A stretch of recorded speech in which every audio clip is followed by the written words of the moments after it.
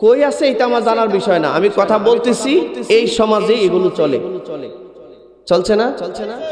পাঁচটা বোন দুইটা ভাই, পাঁচটা বোন বাবা রেখে যাওয়া সম্পদের অন্তত 5 কোটি টাকা সম্পদ পায়, 1 টাকাও দেয় না। আচ্ছা, যে বাইগুলোরে ঠগায়া ভালো ভালো জায়গাগুলো সে নিজের নামে লিখে নিয়ে গেছে, কয় নাম্বার নেই বিচারক? ও কি ন্যায় বিচারক না ও জালিম? তাহলে আপনারা এইটা বলতে পারেন না একই ন্যায় বিচারক? একই ন্যায় বিচার করছে না জালিম? ও তো অত্যাচারী, ঠিক কিনা জোরে বলুন? যে তার বোনদের হক দেয় নাই একই ন্যায় বিচারক? যে তার প্রতিবেশীর জমি দখল করে একই ন্যায় বিচারক? ন্যায় বিচারক নয়। আমাদের সমাজে এমন বহু মুরব্বী আছে, ছেলে মেয়েগুলো ভালো পজিশনে আছে, ছেলে একটা দুইটা বিদেশ আছে, ভালো টাকা পাঠায়, বলে দিছে যে আব্বা এখন আর তুমি কষ্ট করো না, হ্যাঁ তুমি এখন ইবাদত বন্দিগিতে লিপ্ত থাকো, শুধু মসজিদ মাদ্রাসা ভালো ভালো মানুষের সাথে আলেম ওলামাদের সাথে চলো। না না, বুড়া সারা জীবন যে আকাম কুকাম করছে এটা আর বলতে পারে না।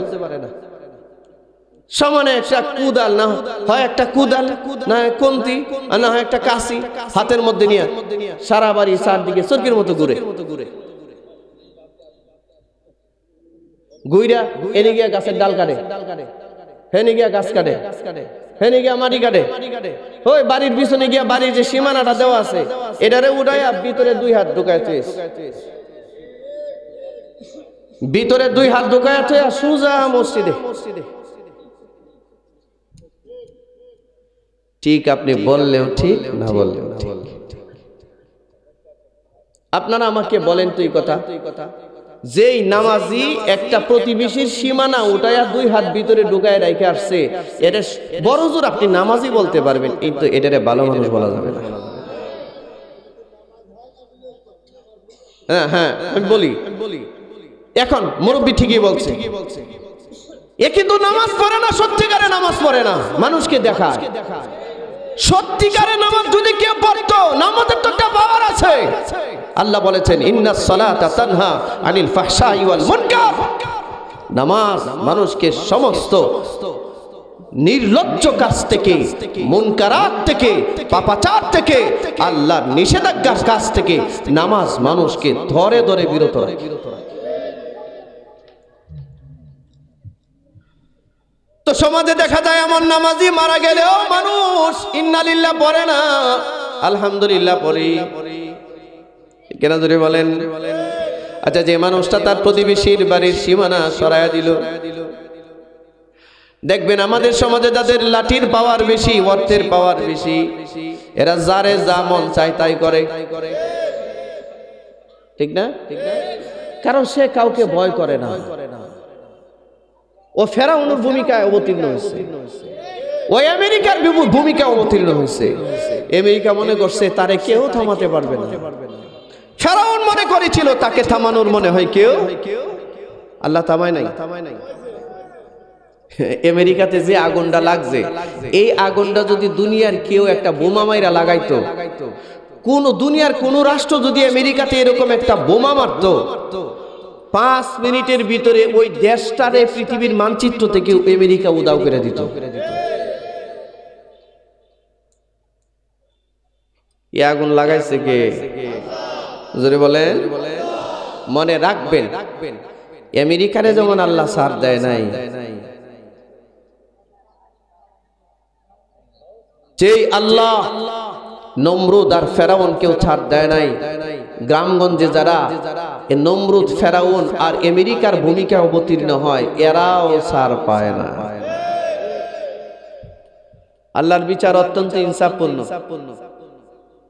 কথা বলেন, আল্লাহর বিচার অত্যন্ত ইনসাফপূর্ণ। অত্যাচার করে জমি দখল করে লেছে, দোকান দখল করে লেছে, টেন্ডারবাজি করে, সুদ খা, অনেক সম্পদের মালিক। 2-3টা ছেলে, একটা খায় গাঁজা, একটা খায় ইয়াবা, একটা খেলে জুয়া, মেয়ে একটা, এটা আর এক ছেলেরে নিয়ে গেছে চিল্লায়, চিল্লা দিতে গেছে, চিল্লা মনে বুঝলে, সিলা বুঝছেন নেই? এ বাবাজি রাগ করতেছেন? রাগ করতেছেন? আচ্ছা, একটা সুদ করে ছেলে তিনটা গাঞ্জা খায়, মদ খায়, ইয়াবা খায়, মেয়ে একটা গেছে কা ভাগ্যা, এর সম্পদের কি দাম আছে? এর জীবনের কি দাম আছে? বলেন, জোরে বলেন। একটা বাচ্চাও মানুষ হয় নাই, এর জীবনের কোন মূল্য আছে? মনে রাখবেন, প্রত্যেকটা পাপের হিস্সা আল্লাহ বান্দাকে বোঝায় দেয়। কামা তাদিনু তুদান, যে যা করে ফিডব্যাক তাই হবে। এটাকে রদ করার ক্ষমতা পৃথিবীর কারণ।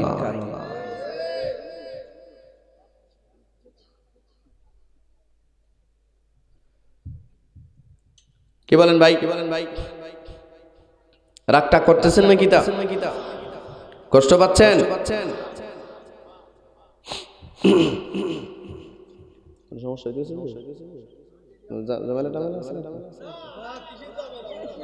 দেখেন না, আমাদের দেশে ওয়াজও করা যায় না। ওয়াজ করলে একদল নিজে নিজে টাইনে ওয়াজ নিজের ঘরে নেয়, আছে না এরকম? নিজের ঘরে টাইনে ওয়াজ নিয়ে যায়, এদের সমস্যা। আমরা বাংলাদেশের কথা বলতেছি না ভাই, আমরা বাংলাদেশের বাইরের কথা বলতেছি। আর ভিতরের কথা বলার দরকার নাই, আপনারা বুঝে নিয়েন। কথা বলেন না কেন? প্রতিটা জালিমের জুলুমের হিস্সা বুঝায়া দেয় কে? আমার ভাইয়েরা, আপনি একজন নামাজি মানুষ, আপনি কিভাবে মানুষের জমি দখল করেন, খেতের আইল কাটেন?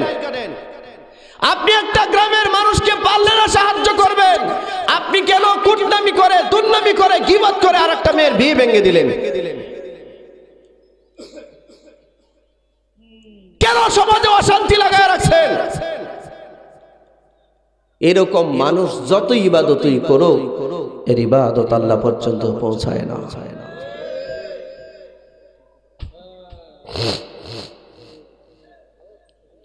মুসলমান ভাইরা আমার, এজন্য আল্লাহ রাসূল সাল্লাল্লাহু আলাইহি ওয়াসাল্লাম বলেন, ইমামুন আদিল, এক নম্বরে আল্লাহর আরশের ছায়ার নিচে আল্লাহ তারে জায়গা দিবেন, এই লোকটা হলো একজন ন্যায় বিচারক, যে তার ব্যক্তি জীবনে ন্যায় বিচার করে, যে তার পারিবারিক জীবনে ন্যায় বিচার করে, যে তার সামাজিক জীবনে ন্যায় বিচার করে, যে তার রাষ্ট্রীয় জীবনে ন্যায় বিচার করে।